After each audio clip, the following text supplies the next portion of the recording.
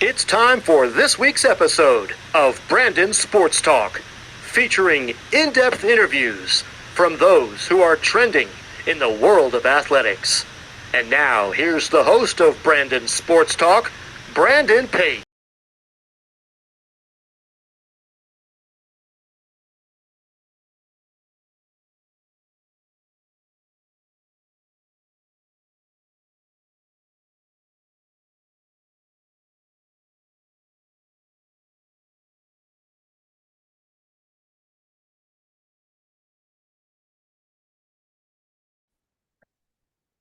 Welcome back to Brandon Sports Talk. In today's episode, I have the privilege to interview the Norfolk Admirals Director of Broadcast and Communications, Weston DeWitt. How are you doing today? I'm good, buddy. How you doing? Thanks for having me on the show. I'm doing good. Can you talk about how you knew that you wanted to get started in working in professional sports? Man, I've known it since day one, to be quite frank. I didn't want to do anything else with my life but be in sports. So my parents owned a garden business for 30 plus years. And I remember one day when I was a kid, my mom and my dad we were at the dinner table, and I said, Mom, Dad, I don't want to work construction, with all due respect. Like, it's just not something I'm seriously interested in. I want to be in sports because that was my comfort zone when I was a kid. And like a lot of kids, you seek for your own comfort zone, whether that be in sports or, business or whatever it is that gets you just excited to get up the next morning. And the thought of getting up and being in sports every day, couldn't turn it down. It was the best feeling, knowing that right away, that I wanted to be in sports for the rest of my life. Of course, what was your experience like getting to go to Arizona State to study communications? Fun, very, very fun, but also just 3 years of really just figuring out who I was as a person and as a journalist at the time, now as a broadcaster. And when I first got to Arizona State, I had come from Bethel University. I spent 2 years there and under the program. Really great experience there in Minnesota. I have no complaints about it. But coming to Arizona State was just a whole nother animal, going from a small private liberal arts school in the slums of Minnesota to Arizona State, the #1 journalism school in the world. Yes, it is over Syracuse. I will say that very proudly. And to go to that, from that to that, was just such a big shift. And it was such an eye-opener for me. But really, the whole experience, I can't say one bad thing about it. The professors were top-notch.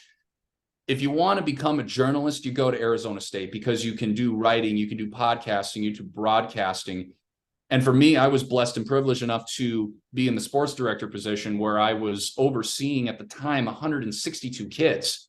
And it was like, what? You're going to hand that over to at the time, a 21-year-old? It was just like mind-blowing that I had the opportunity to do that. And everything I learned there, man, it's carried over to my everyday life here today. Of course, what was that experience like in getting to work for Arizona State in photography and social media? First of all, with photography, the photography job was just for one summer. It was the summer of my first year there, I believe, and it was for the Health and Solutions Department. So I was just looking for a summer job, to be quite frank, because I didn't have the time to make the connections and really find a good enough internship to help me possibly propel me to my journalism career. But honestly, I will say the 3 months of being in that just was, like I said, another eye-opener. It was just an eye-opener because my mom had made the transition to being a healthcare professional. So I sort of had a little bit of an idea of what the healthcare world was about, but really just being able to photograph for that great department was really a great experience for me, but also just expanding my photography skills. Nothing but great things to say. And with social media, I ran the social media for the student radio station at ASU, and as well as being the sports director, like I mentioned. So you're wearing a bunch of different hats. I was a sports talk show host. I was broadcasting games. The social media side of it was something that didn't really interest me at the time. Looking back on it, I wish I had taken it a little more seriously because it really could have helped me in the role that I'm in now in professional hockey, because in professional hockey, you have to do it as well. But at the same time, just the whole experience was, man, reflecting on it, it was a blast. I loved it. How was that experience like getting to be a beat reporter for the hockey for Arizona State? Very cool. Again, one of the many opportunities that you can have at Arizona State, you can be a beat writer for a Division I hockey team, like in college. That's absurd. And for me, Arizona State was really shifting into their first year of D1 when I was their beat writer. And to be in the trenches every single day, more or less, and see the rise of that program to where it is now, it's a behemoth now. And to see it from its grassroots to the monster that it is now, blessing to be around Greg Powers. And one of the big names on that team that a lot of hockey fans will know is Joey Decord. He's the Firebird starter in the American Hockey League right now, just running amok in that league. He's making a joke out of it. It's awesome to see. And I got to talk to Joey when he was kind of the face of the program. He was the guy that everybody wanted to interview, knew he was going to do good things in professional hockey. Couldn't be a nicer guy to a young, at the time, a 20-year-old young kid who was like, hey, can you answer my questions for me? He answered them with professionalism and did it with just the utmost respect. He treated everybody great. And that program is just on a whole nother level. Of course, leaving Arizona State, what was it like getting the internship to work for Fox Sports? So that was a internship my senior year, actually. And it was a reporting, marketing, and production internship. It was the first time that Fox Sports Arizona had done an internship like that. They had done reporting specific internships, and it was kind of just an all-encompassing internship. And me and Chaz Frazier were the two interns selected, and getting to be around Chaz every day, who's a great friend of mine, to learn from Tom Elsner, Josh Kellman, all those great people at Fox Sports Arizona really helped me find a passion for production in particular, because we got to do some great projects. Like we were bat boys for a day for the Diamondbacks, and we did a piece about that. And we got to interview Archie Bradley and David Peralta, make pieces about, tell us about your walk-up song. Why do you choose that song? Is it important to you? Do you think about a family member when it comes up? Does it get you hyped? What goes through your mind when your hype up song comes up? And to get opportunities like that, man, it's crazy. Like I keep coming back to that. I keep beating a dead horse at this point. Like it was incredible that I got these opportunities in college to set me up for where I am today. Of course, how was that experience like being an editor for the MLB/NHL network? That was probably the most fun 6 months of my life, honestly, Brandon, because I got to move to New York City, live with my brother for a brief time, then find my own place in New Jersey. But really two things. Number one, built friendships that are still lasting to this day. Great. I mean, A+ people at the network. And number two, really helped solidify my knowingness that I wanted to tell stories through videography, because what I did was I was a video editor, more or less. What I did was edit video all day. You start at the bottom, you log games, you make what's called in bumps coming back from break in the business. For those who don't know that in journalism, you make this 30-second hype piece coming back from commercial. And I started doing that. I started doing game highlights and started working with some of the analysts, and specifically how they wanted to break down some plays. Like Sidney Crosby made a nice forecheck the other night. Let's break that down. We had numerous different angles to work with. Everything you needed to succeed is at your disposal at the network, because there are great people there. There are great bosses. They run so much fun getting to meet great new people, live in New York City, experience what the Big Apple was like as a young 24-year-old bachelor at the time with no responsibilities. I'll tell you this, I went to work. My schedule was so all over the place. I was technically a freelancer at the network. So if I wanted to work 2 days a week, I could. If I wanted to work 7 days a week, I could. I remember when I started, I worked on the fly on NHL Network, the highlight show. That's the first show I was assigned to. My shift started at 6:30 and I got off at 2 a.m. And I couldn't have had more fun doing it, just coming back from the network to my apartment in New York City, go to sleep at 3 a.m, wake up at 11, have fun in the afternoon, then go to work at 6:30. It was the best. Of course, what was that experience like getting to also work for Sports Illustrated during that time? That was another freelance position. So I sporadically did articles for Bellator MMA, for LFA, for the UFC, just mixed martial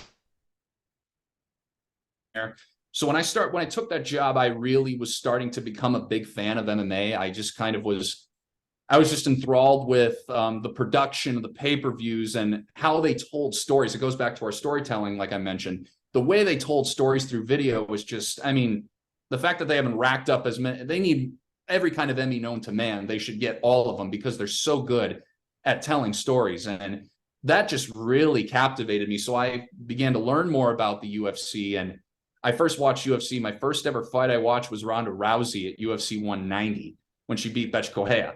And I was like, man, I could get behind this. And what happened shortly after that? The rise of Conor McGregor. And that was when he was it, man. He was everything to not just UFC, to sports. You had this guy that was brash and in your face and told it like it was. He said he was going to knock you out in the first round, and he did. But with my job, what I did was I really just kind of did some feature stories leading up to fights, recaps. It was fun for the time being and learning about the sport more every single day. It was great. Loved it. Of course, what was that transition like for you from going from working in Sports Illustrated to then coming over to the minor league hockey side? It goes back to what I mentioned when I was a kid. I always wanted to be a broadcaster, and I didn't have a position yet where I could broadcast full time. And so when I was at the network, as much as I mentioned, it was the best 6 months of my life, and it was. I will not apologize for that. I will say, though, once the hockey season ended, they shifted me over to baseball. And as I'm doing baseball, as much as I love baseball, it's America's pastime. My dad and I have such a tight relationship with the game of baseball. Love it. Everything about baseball, I love it. But for me, I just quickly realized hockey was where it was at, man. Waking up and getting jammed and thrilled to go work in hockey. And to not have that was kind of just like, I don't want to do this anymore. I want to get into broadcasting. That hunger and that drive, the broadcast was there. So I started reaching out to teams in the North American League, to the USHL, to the ECHL. And one of the teams that replied to me was the Norfolk Admirals. Brad Jones was the director of operations at the time.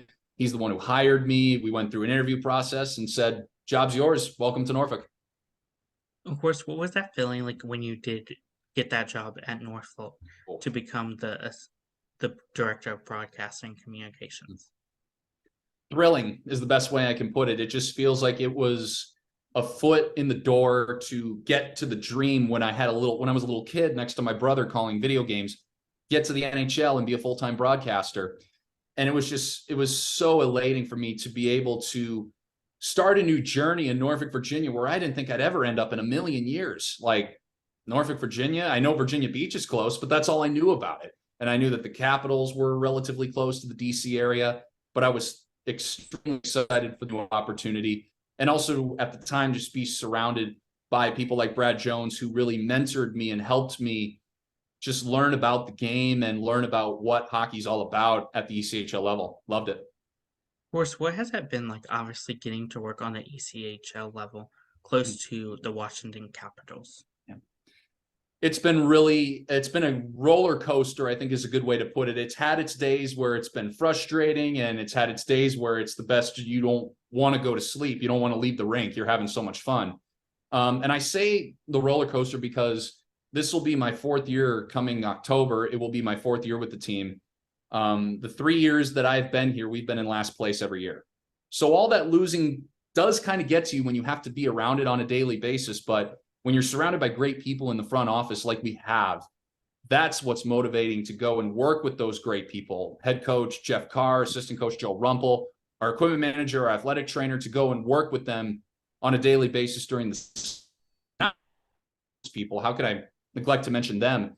They're first-class people. They're the ones who are driving the ship. They make the revenue. They sell the tickets. They sell the sponsorships. They are what keeps the boat afloat. And to work with great people like that, can't say enough good things about them. What are some of your roles and responsibility as that director of broadcasting communications? So to broadcast all 72 regular season games, and if we go to the playoffs, then I'll do those games as well, both home and away. I'm very blessed and fortunate to travel with the team and be on a bus with them in a hotel room at the away rink, seeing their morning skates, just being in their everyday lives. And I'm thankful that these guys allow me to tell their story. I tell them that every training camp. Thanks for letting this guy who you don't know yet come into your life and tell your story. I'm just thankful for that every day. But there's that component to it. I'm also the director of videography for the team. So again, we go back to our storytelling conversation. I'm someone who makes every piece of video that comes through for social media and for in-house during the game. I have my hands on it. And that's just another component to what makes this job so awesome is, first of all, the 50% of it, the broadcasting, like I said, I wanted to do when I was a kid. But then the other 50% of it is the videography, my big passion for storytelling. And I get to do both of those. And on top of that, intertwining with our marketing coordinator to help out with social media. She does a lot of the promotions, whether it be when we're out in the community or doing things with players out in the community. I handle things more from the hockey side of things. So I do that. I also manage the website, and I also talk to our local media to try and get some media coverage for our team and telling them, hey, we got a great story here with a player. We're on a 4-game winning streak. Come out and get highlights for your 10 o'clock news, like to develop those relationships with those sportscasters. So that's all. I think that's pretty much it. If I missed anything, I think there's also like being a team services assistant, like on the road, helping out with our head coach, our assistant coach, or whatever they may need. You got to be a Swiss Army knife to be, and you got to have sleep cannot be your friend. If you like sleep, this is not the business for you. You have to put in 10+ hour days during the season. So in the off season, this is my time to recuperate and get with the front office about what video promotions we want to do, what marketing things we want to do for this upcoming year. So it's a lot less hectic now than it is during the season. Of course, what is that like, obviously, getting to work with the local media of Virginia to bring coverage to the Norfolk? It's cool because you can tell stories of these players. Like, I think one of the stories that was really exciting to tell, and this is kind of an interesting story, was we had Martin Brodeur's son, Jeremy Brodeur, signed with us in August of last offseason. So I immediately shot the sportscasters an email and text, say, hey, you got to come talk to this guy. Like, there's a story here, because he's the son of arguably the greatest goaltender that God's ever dropped on this planet. And we did the story. And so we did the story in training camp, but unfortunately we had 4 goaltenders on the roster during training camp. We were getting goalies from the American League from our affiliates in Chicago, and we knew we were going to get a goalie from Milwaukee as well. So what are you going to do when you have 4 goaltenders? You got to cut at least 2 or 3 of them. And unfortunately, Jeremy was on that list. So the story unfortunately never aired, but it's stories like that where you can just give the information to the sportscasters and say, hey, here's a story for you, run with it.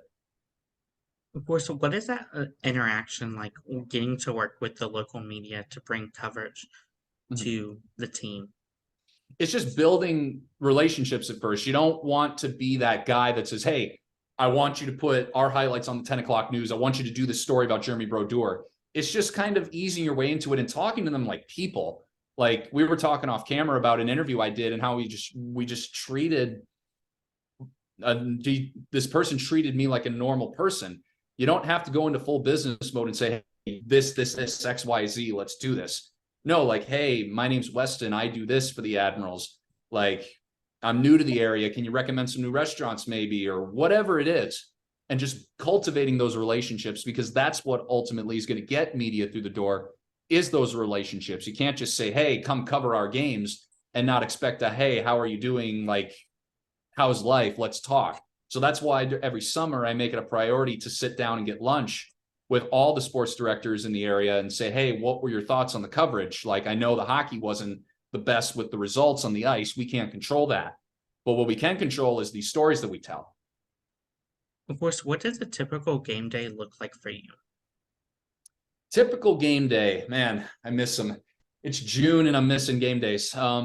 They're hectic. There's a lot of stuff to do, but mainly probably I would say in this order, I come in the arena, I'll watch morning skate, I'll post the game day graphic to social media saying, hey, we got a game today. Our marketing coordinator will tell us what promotions we got to get it out there. Then I'll shoot a pregame report, as we call it, for the scoreboard for when fans come through the arena, and previewing the game, going over promotions for the evening. Then I'll sit down with our head coach. I'll do a radio interview and a TV interview previewing the game. I may sit down with a player for an intermission spot. And then it's sporadically doing, whether it's prep for the broadcast, talking to a local media, hey, can I get a credential for tonight? Can you set me up with that? Can you get me in a spot to get some good shots? It's connecting with them, talking with our hockey operations staff about, just kind of talking with our coach and our assistant coach, how we think the game's going to go. They give me good broadcast tips. And that's probably from maybe 1 to 4 o'clock or so. It's kind of just a bunch of different little ticky-tack things to get ready for the game. And then once 4 o'clock comes around, my interns will come through the door. We'll go over what we're going to do for the night, whether it's video, social media, whether we have them on for intermission, out-of-town scoreboards, whatever that may be or entails. We go XZ to every single detail to make sure it's down to a T.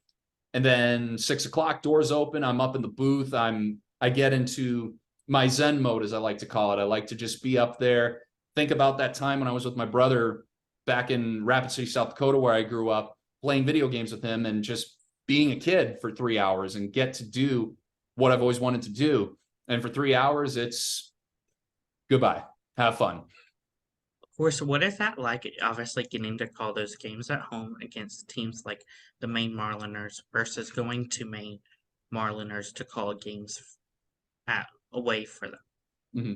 So to do home games is fun, especially because we have such a great fan base, man. This is a fan base that has been through the ringer the last 7 years as it pertains to the wins and losses. And if you know, the team was in the American League back in 2012 and 13, and they had 28-game winning streaks with Tyler Johnson and Andre Palat, and John Cooper was the coach. There's a lot of big people that have come through this town, and they expect success.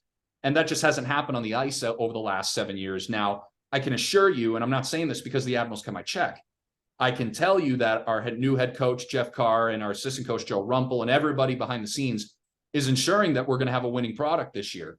And I believe those guys because they are first-class individuals. They know how to recruit a team. I have nothing but high hopes for this year. But to get back to your question, doing home games is so fun because the fans are just rabid, man. I mean, it could be 7-2 with 5 minutes left and we're losing, and let's go Admirals chants break out. I haven't seen anything like it in my life, really. And then when we go on the road, like to go and experience what opposing teams do for game operations, and also to talk to the home team broadcaster, to build those relationships and stay in contact with those guys, and also just get a little taste of the pro life. Like it's everything I had dreamed and then some, because everywhere I've been on the road, everybody's been nothing but first class. They give me water bottles when I show up to the arena. All the cords are in place. They direct me. This is where the broadcast booth is, and I don't know where it is.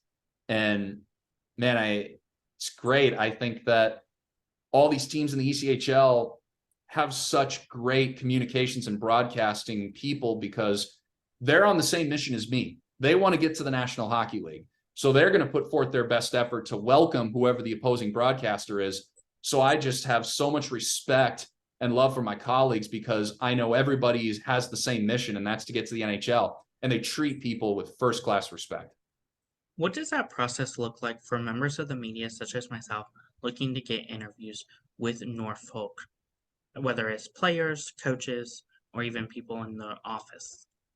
For me, I'm lucky enough and thankful, and I'm just privileged enough when I need an interview, I will go to our coach and say, hey, can I sit down with you for 15 minutes for our pregame show? Yeah, it could be either, yeah, let's do it right now. Are you ready? Let's do it. Or give me 30 minutes. I got to do this, this, and this. It's really just kind of a very simple process, honestly. And with the players, I will wait until the end of morning skate, or kind of wait till the meat and potatoes of morning skate are done. I'll go to the bench and say, hey, do you mind sitting down with me for 10 minutes and just talking about the upcoming game or something good that's happening in your life, whether that be your sister had a baby or whatever it is. Like, I will just ask very as kindly as I can, would you be willing to please sit down with me? And 9.9 times out of 10, the answer is yes. And these guys they're just people. They're not, yes, they're professional athletes who are trying to make it to the NHL. But Mike Trudell of Sportsnet, I believe it was Sportsnet in Los Angeles. He covers the Lakers. He told me this when I was in college one time. My co-host asked, what was it like to interview Kobe Bryant? I mean, now Kobe Bryant is just a whole nother beast, and he can be pretty intimidating. But Mike Trudell told me he's just a dude. You know, we talked about ping pong on the air, And he said, I crushed Kobe Bryant in ping pong. Like, that's just two dudes being dudes and people just being people. So I think that's what people have to realize is they're just guys. You don't have to go to them and go be nervous around them. As long as you respect their space and time and the fact that those guys are there for a job and wait for the right time when they have a downtime, that's when you pounce and say, hey, would you mind doing this for me, please? And again, 9.9 times out of 10, the answer is yes. Of course, being a director of communications, what is it like getting to see your players and your coaches have that opportunity to go on different podcasts and different shows to promote the Norfolk? Again, man, storytelling. I love when guys have the ability to tell their stories, whether that be someone who had something happen in their childhood and they're vulnerable and willing enough to talk about it and disseminate it to the masses of what happened to them when they were kids or in high school or college or whatever it is, whatever experiences that they had, they're able to share with. I'm doing with you right now. It's the fact that these guys have the platform to share their stories. I know I've done podcasts. I've seen these guys go on radio shows, do TV spots to tell their stories. It's gratifying because I love the realness and the authenticity of these guys and just being raw and vulnerable and telling their stories. How's it been like, obviously, getting to work and having a hand in the social media side? At first, it was a challenge because, again, social media was something I didn't know a lot about. But being here now 4 years, I feel like I have a pretty good grasp on it. I'm also surrounded by good people here. Becca Robinson is about a month into being our marketing coordinator. And I can already tell we're just going to be such a great tandem for the upcoming season because she's so great at marketing a hockey team through promotions and through community. And she has contacts here in Norfolk that can have that kind of impact. And for me, I feel like where I thrive best is being able to tell local media or whoever from a hockey side of things and telling the story through the hockey team. So that's a great tandem right there. Just having somebody great to work with who you work great with only, again, for only a month, and to be able to have that cohesion, thumbs up. Of course, how have you been able to balance being the director of broadcast and communication and life outside of hockey?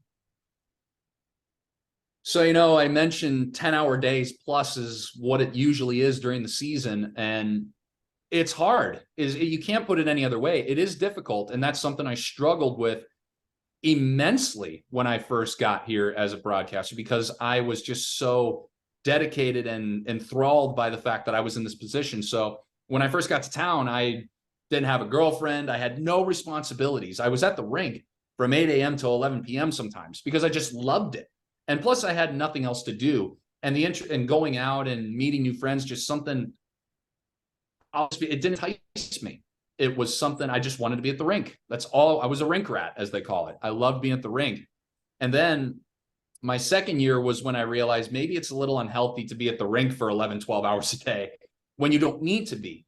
And so when I realized that, that's when a special lady came into my life, and she helped me find a balance of giving her time and attention and also just myself and loving myself, I guess, going for a walk or going to the gym or going out to dinner with her and being able to have a life away from the rink.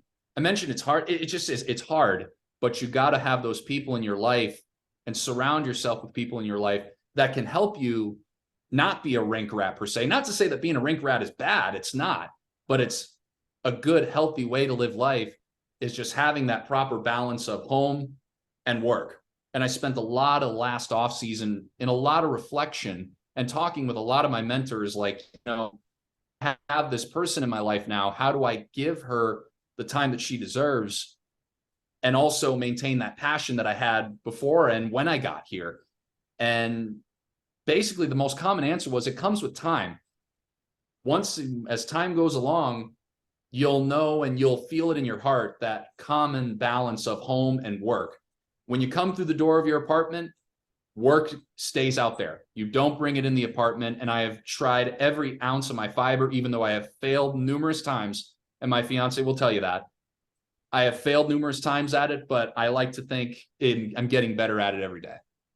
Of course, what are some of your famous catchphrases that you use for the Norfolk?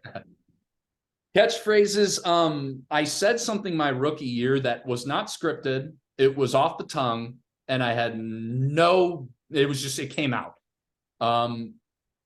We were in the midst of, I believe, a 7 or 8 game losing streak, and we were playing Jacksonville one night.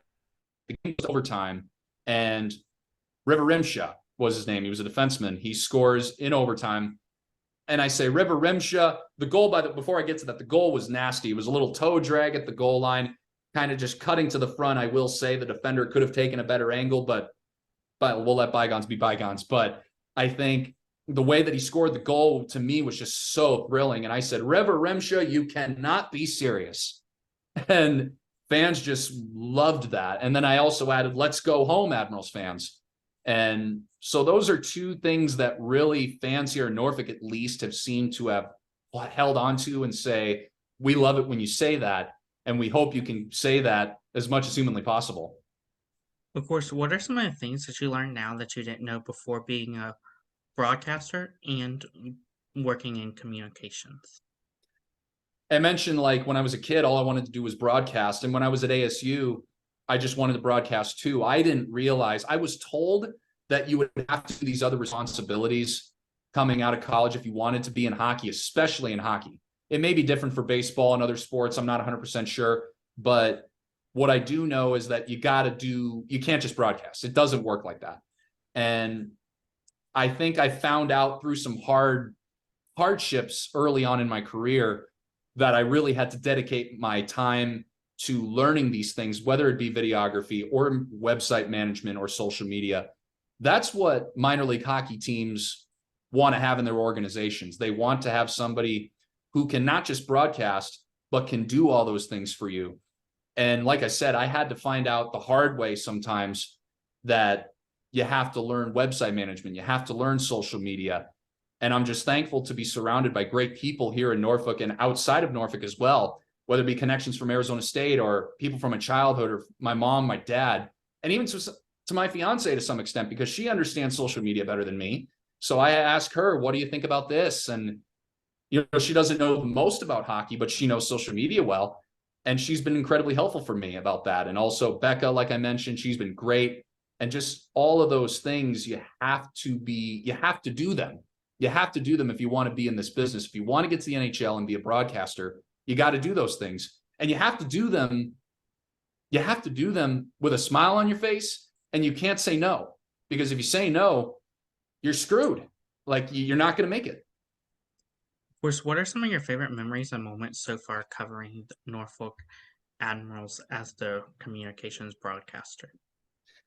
Year 1 was, again, last place, but it was just so eye-opening for me that first year to be in pro hockey and to be in the pro hockey game. I mean, our captain was Ben Holmstrom. He had played some games in the National Hockey League. What? I get to call this guy's games? Are you serious? So my rookie year, every game was just so fun for me, and to learn about finding my voice and how I wanted to broadcast. Second year, the COVID year, we sat out, and my second year with the Admirals, I think there were some really memorable moments, whether it be saves or goals. I remember one save Dylan Wells made back in February against Rapid City. What was it? He stuck out his stick. That's what it was. The toe of his stick, just trying to stop a puck, and it hits it right in the stick. And I sent that, and I tweeted that save, and I had hashtag SC top 10. And sure enough, SportsCenter saw it, and they reached out and said, we want to put this in our top 10 for the night. I was like, wow, this is a grand slam home run. So that moment was really cool. This past year, yes, we did finish in last place, and I think we had 2 wins up till the month of December. But when Jeff Carr took over as our head coach, he and I had a conversation in December just about what I wanted to do. He really wanted to learn about what I wanted to do with my life. He says, I really want to know not just NHL, but what do you want to do with life? We had such a great conversation. That stood out to me. And it wasn't even hockey related. It was just an honest conversation with our head coach. That conversation was 2 hours long on a bench in in the Atlanta Gladiators Arena, Gas South Arena. We sat there for 2 hours and talked. And from there, we had some great moments on the ice, whether it be in February, we played 500 hockey. We had Ryan Foss, Danny Kadek, Stefan Timofeyev really found their strides. We had guys that really expanded their games, and you could see it. So that was fun to cover, despite the fact that the wins and losses wasn't great. To see these guys' developments and also develop a relationship with our head coach and our assistant coach, to me, and maybe it's recency bias, honestly, Brandon, but these past 4 months of the season were so fun for me, more than anything that's happened in my career here. What are some of your future plans moving forward? Every broadcaster's dream is get the NHL. And I think that that's the end game. When you make it to the NHL and you get to be the play-by-play broadcaster for a professional NHL team, you made it. And yes, you want to assist as well in other areas, but being in professional hockey, I said it off the top, I didn't want to do anything else with my life but be in professional sports. And really being at NHL Network really solidified that I wanted to be in hockey. So to get to the NHL, that's the dream. What advice would you give those people that are looking to get into professional sports? Always say yes to every opportunity. That's something that I neglected to do at some moments in my time at Arizona State, and that's one of my regrets I have. I mean, I remember I turned down calling a volleyball game because I didn't want to call volleyball, but I didn't realize at the time that knowledge of calling a volleyball game could have really, in the smallest way possible, could maybe help in some way with whatever we do for the rest of my life in broadcasting. So yes, to broadcasters in college and to guys that want to do this, you got to say yes to every opportunity. You can't say no. If you say no, you're at it. It's right there. You're shooting yourself in the foot right there. And you got to surround yourself with people that are going to help you find who your true, authentic self is. That's why Mike Goldberg has been such a great mentor for me, because he has learned the true, authentic me. He knows the three. Sorry, that was my cat. The biggest things that I learned at Arizona State was you got to be your authentic self and never be shy about it. You got to be humble, you got to be hungry, and smile every single day. That's what Mike Goldberg told me. I'll never forget those words that he told me. And yeah, man, surround yourself with the right people, say yes to every opportunity. And for broadcasters, get as many reps as you humanly can, because it's all about practice and it's all about those reps, man. What advice would you give those people that are looking to become broadcasters and work for a professional sports team like you have? I think it's just saying yes to every opportunity. Like I said, man, you gotta, if it's a volleyball game, if it's pickleball, if it's soccer, if it's lacrosse, baseball, football, say yes to it, snag it up right away, because you're going to have a whole lot of other people around you that want to do that. There would be one person out of, let's say out of 100, and you're at one out of 100 people that are selected to do, let's say, a soccer game. And you know what? You're not the biggest soccer fan in the world, but there's 99 other people that probably want to call a soccer game. So you're going to let that opportunity pass because you don't like soccer? No, take the time to learn it, make phone calls, call people who you know that know the game of soccer and learn it. And I would just say that that is going to serve you well in the long run, because that was a mistake I made in college. And I don't want to see young broadcasters have their dreams taken away from them, because it's such an incredible thing to be able to put on a set and be a kid for 3 hours and call a hockey game or a basketball or football, whatever it is. I don't want to see any broadcaster's dreams get shot down because they said no to an opportunity that could propel them to new heights. That's great advice. Where can my listeners find you at on social media, along with the Norfolk Admirals on social media? So I'm at Weston DeWitt on Twitter. On Instagram, I'm Weston DeWitt 10. I'm not very active on Instagram, but Twitter, I'm not very active on social media, honestly, just because again, I'm a busy man, and I'm getting married in September, so I gotta spend a lot of summer time with my fiance, make sure we go back to that conversation of giving her the time that she deserves, helping plan this wedding and be a part of it. And it's something I truly want to be a part of. So I spend a lot of my summers, just this summer at least, helping for this wedding and getting ready for the wedding. And if I do social media, it's to promote the Admirals, or also just to give some light to some of my fellow broadcasters. Like, was one of my best friends in the world. He's the K-Wings broadcaster, Kalamazoo. He's also going to be one of my groomsmen in my wedding. We went to Arizona State together. He was one of my assistants on the sports director staff for Blaze. And to see the success of Chris and other broadcasters, I want to give light to that, whether it be any broadcaster, SPHL, USHL, NAHL. I just love seeing my colleagues succeed. And, you know, that's something on social media that I really try to keep a focus and spotlight on, is giving the proper respect and attention to those broadcasters that have paved the way and done the work and deserve the recognition. So yeah, to answer your long-winded question, I'm sorry, it's at Weston DeWitt on Twitter and Weston DeWitt 10 on Instagram. The Norfolk Admirals are Norfolk Admirals, just one word, on Instagram and Twitter and on Facebook. And Becca and I are working on putting a TikTok together right now for the Admirals. So Thank you again, Weston DeWitt, for your interview, and best of luck in your future as the Norfolk Admirals Director of Broadcast and Communications. yeah, I appreciate it. Thanks for having me on. Thank you. You can find Brandon Sports Talk on Instagram at Brandon Sports Talk, Twitter at Talk_Brandon, and you can find me on YouTube at Brandon Sports Talk. Don't forget to like, comment, and subscribe. Thank you again, Weston DeWitt, for your interview, and best of luck in your future. Likewise, man. Appreciate it. You've been watching Brandon Sports Talk. Please feel free to like, share, and subscribe to Brandon Sports Talk on social media and on YouTube.